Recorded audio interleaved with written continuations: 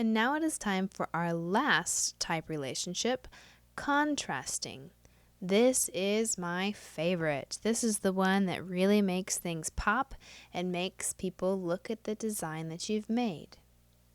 For this one, you're going to choose fonts from different type categories, and you can also do a lot of different things with it. You can make it bigger, you can change the rotation of the letters themselves or the whole word.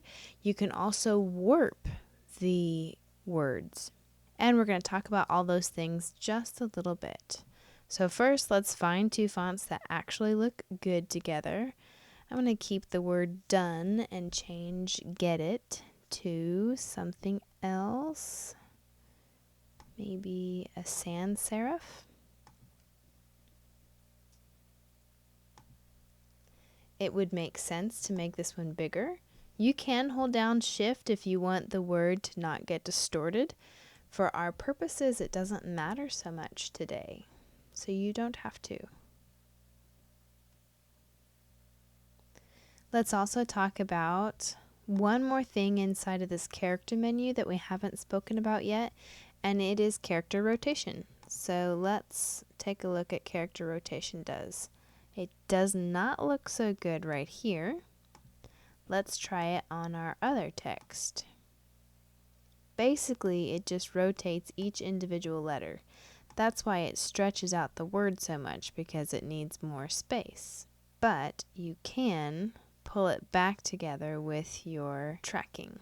It sort of makes it like the italicized look, only it doesn't really distort the letters. And again, the same with the first page. I want to kind of align these so that they look good. I've kind of overlapped done on both sides of it. I think that looks pretty good. And since I messed with this text a lot, it's going to keep all of these settings here.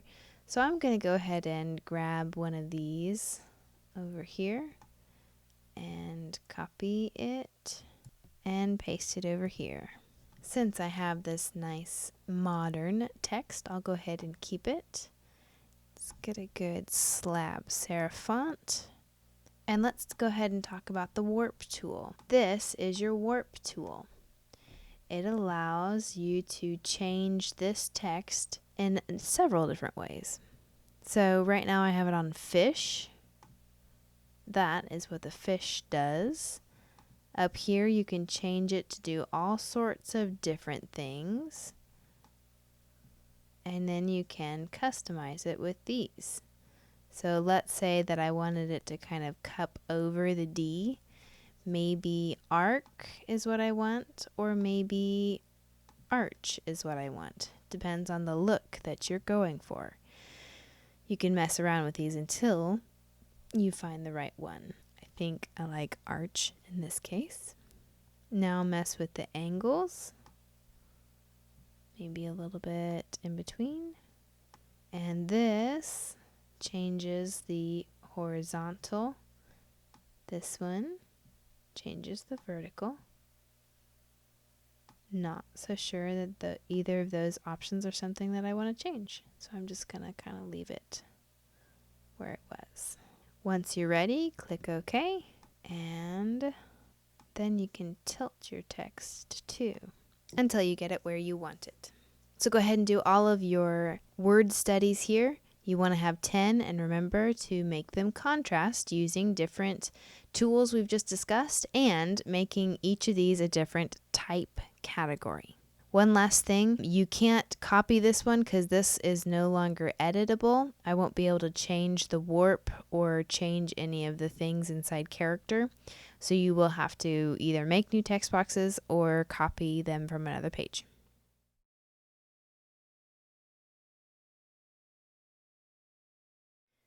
And then lastly, step down here and make your contrasting font. And this concludes this tutorial. Once finished, you ought to have 3 pages, one for concordant, conflicting, and then contrasting. And each one ought to have 10 type examples and then the description at the bottom of the page. Good luck and have fun!